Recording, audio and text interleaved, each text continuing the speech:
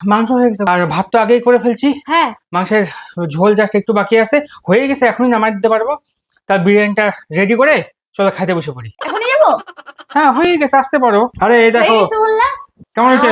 সেই গন্ধ বেরিয়েছে গো, সেই সেই। তুমি মাংসটা নিয়ে আসো, আমি ঝোল দিয়ে ভাত মেখে খাই নিবো। এইটা দিয়ে কেউ খাই?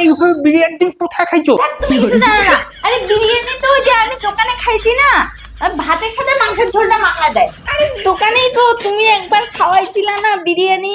মাংসটা আমাকে দিবা কি দিবা না ব্যাং?